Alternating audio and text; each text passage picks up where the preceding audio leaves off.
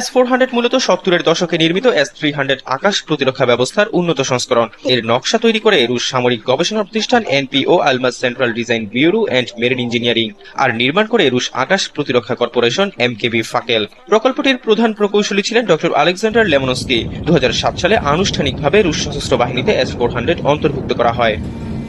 S-400 এর এক battery মানে পুরো 2টি ব্যাটালিয়ন, অর্থাৎ এক ব্যাটারি S-400 কিনলে পুরো 2টি ব্যাটালিয়ন কিনতে হবে। নির্দিষ্ট সংখ্যক ইন্টারসেপ্টর ক্ষেপণাস্ত্র সহ প্রতিটি S-400 ব্যাটারির রপ্তানি মূল্য হতে পারে 1 থেকে 1.25 বিলিয়ন ডলার। বলা হয়ে থাকে S-400 একসঙ্গে 300টির বেশি লক্ষ্যবস্তুর উপর নজরদারি চালাতে সক্ষম।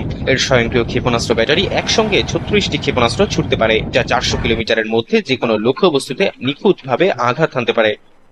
S-400 এর রয়েছে একটি command and control vehicle, long range surveillance radar, engagement and fire control radar এবং অল অ্যাটিটিউড একুইজিশন রাডার ও মোবাইল মাস্ট রাডার।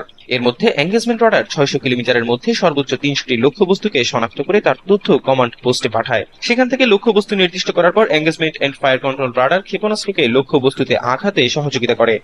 পশ্চিমাদের সবচেয়ে আতঙ্কের বিষয় হলো এই আকাশ প্রতিরক্ষা ব্যবস্থার মাধ্যমে স্টেলথ প্রযুক্তি সম্পন্ন বিমান ও ড্রোনও সহজেই শনাক্ত করা যায়। এমনকি খুব নিচ দিয়ে উড়ে আসা কোনো লক্ষ্যবস্তু নির্ধারণেও S-400 যথেষ্ট কার্যকর।